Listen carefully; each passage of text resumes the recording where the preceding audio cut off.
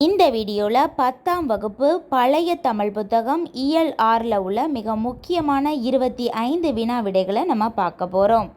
தித்திக்கும் தெள்ளமுதாய் தெள்ளமுதின் மேலான முத்திக்கனியே என் முத்தமிழே எனும் பாடல் வரிகள் இடம்பெற்றுள்ள இலக்கியம் தமிழ் விடு தூது. தமிழ் விடு தூது கூறும் நெறிகள் மொத்தம் எத்தனை? 4. அவை வைதருப்பம், பாஞ்சாலம், கௌடம், மாகதம். தமிழ் விடு தூது கூறும் நெறிகள் 4. அவை வைதருப்பம், பாஞ்சாலம், கௌடம் மற்றும் மாகதம். சீத்தையர் என்ற சொல்லின் பொருள் யாது?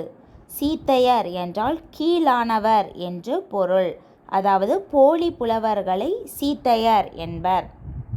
போலி புலவர்களின் தலையில் குட்டுபவர் அதிவீரராம பாண்டியன். போலி புலவர்களின் தலையில் குட்டுபவர் அதிவீரராம பாண்டியன். அரியாசனம் உனக்கேயானால் உனக்கு சரியாரும் உண்டோ தமிழே என்ற பாடல் வரி இடம்பெற்றுள்ள நூல் தமிழ் விடு தூது. அதாவது தமிழே அப்படின்னு முடிஞ்சதுனால இது தமிழ் விடு தூது. தமிழ் விடு தூதுவில் உள்ள மொத்த கன்னிகளின் எண்ணிக்கை 268. போலி புலவர்களின் செவியை அறுப்பவர் யார்? வில்லிபுத்தூரார். போலி புலவர்களின் தலையை குட்டுபவர் அதிவீரராம பாண்டியர். போலி புலவர்களின் செவியை அறுப்பவர் வில்லிபுத்தூரார். போலி புலவர்களின் தலையை வெட்டுபவர் ஒட்டக்கூத்தர். வெட்ட ஒட்ட. குட்டுபவர் அதிவீரராம பாண்டியர், வெட்டுபவர் ஒட்டக்கூத்தர் அப்படின்னு நம்ம ஈஸியாக ஞாபகம் வச்சுப்போம். செவி அறுத்து இலக்கண குறிப்பு தருக. செவி அறுத்துனா செவியை அறுத்து, அந்த ஐ மறைந்து வந்துள்ளது. ஐ இரண்டாம் வேற்றுமை தொகை, அதனால் இரண்டாம் வேற்றுமை தொகை. செவியை அறுத்து ஐ மறைந்து வந்துள்ளது. இரண்டாம் வேற்றுமை உருவு மறைந்து வந்துள்ளதால் இது இரண்டாம் வேற்றுமை தொகை. மனித நாகரிக தொட்டில் என அழைக்கப்படுவது எது? லெமூரியா கண்டம். மனித நாகரிக தொட்டில் லெமூரியா கண்டம்.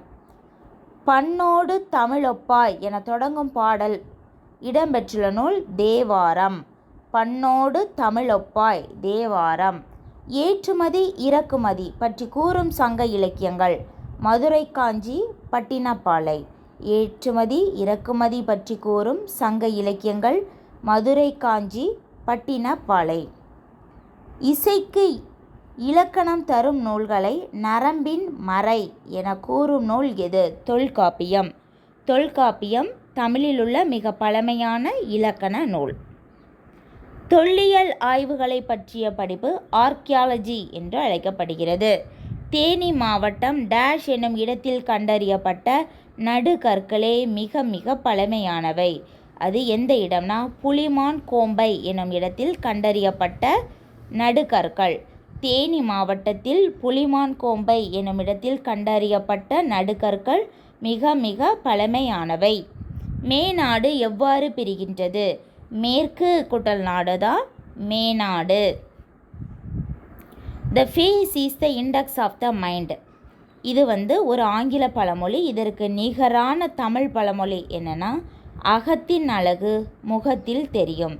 த face is the index of the mind. அகத்தின் அழகு முகத்தில் தெரியும். விடுகணை இலக்கண குறிப்பு தருக. விட்ட கணை, விடுகின்ற கணை, விடும் கணை அப்படின்னு முக்காலத்தையும் குறிப்பிடக்கூடிய அளவுக்கு இந்த விடுகணை இருக்கிறதுனால இது வினைத்தொகை. முதுமக்கள் தாளிகள் 1876ஆம் ஆண்டு கண்டறியப்பட்டது. அது முதல்ல எந்த இடத்துல கண்டறியப்பட்டதுன்னா தூத்துக்குடி மாவட்டத்தில் உள்ள ஆதிச்சநல்லூர் என்னும் இடத்தில் கண்டறியப்பட்டது. தூத்துக்குடி மாவட்டம் ஆதிச்சநல்லூரில் 1876ஆம் ஆண்டு முதலில் முதுமக்கள் தாளிகள் கண்டறியப்பட்டன. கர்நாடக இசையின் தாய் இசை என்னன்னா தமிழ் இசை தான். கர்நாடக இசையின் தாயே தமிழ் இசை தான். பொருந்தாதது நல்லேர் அப்படின்னா நன்மை குட்டல் ஏர் அப்படின்னு பிரிக்கலாம். விடுகணை தெள்ளமுது தென்மை குட்டல் அமுது. இளங்கனி இளமை குட்டல் கனி. இது எல்லாமே பண்பு தொகை. நல்லேர், தெள்ளமுது, இளங்கனி எல்லாமே பண்பு தொகை. விடுகணை அது மட்டும்தான் வினைத்தொகை. அதனால் பொருந்தாதது விடுகணை. பொருத்துக. ஈறுபோதல் எனும் விதிப்படி புணர்ந்ததை பாருங்கள். செம்மொழி பாருங்கள். செம்மொழியை நம்ம எப்படி பிரிக்கலாம்னா செம்மை குட்டல் மொழி.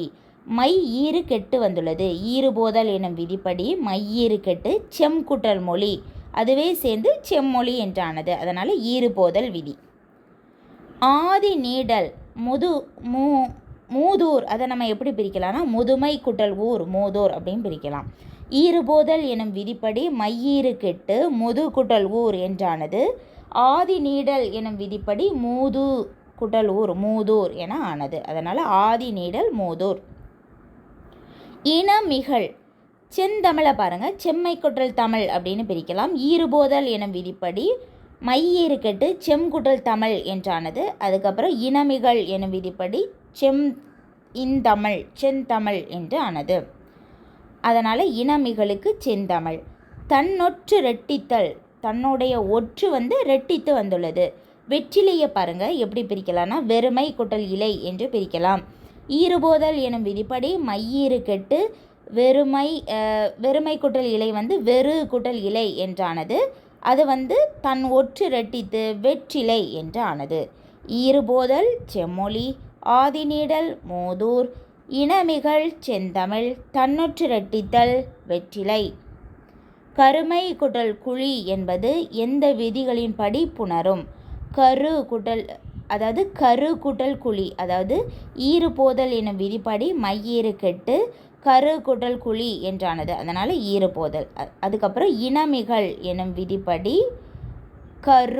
இங்கு சேர்ந்து கருங்குழி என்றானது. அதனால் இனமிகள். அறம் பொருள் இன்பம் வீடு போன்றவை டேஷ் ஆகும். நாற்பொருட்களை நம்ம எப்படி பிரிக்கலாம்னா அறம் பொருள் இன்பம் வீடு என பிரிக்கலாம். கிமு 10ஆம் நூற்றாண்டில் மன்னன் டேஷ் யானை தந்தமும் மயில் தோகை வாசனை பொருட்கள் அனுப்பப்பட்டது சாலமனுக்கு. கிமு 10ஆம் நூற்றாண்டில் மன்னன் சாலமனுக்கு யானை தந்தம், மயில் தோகை, வாசனை பொருட்கள் ஆகியவை அனுப்பப்பட்டது. அவ்வளோதான்.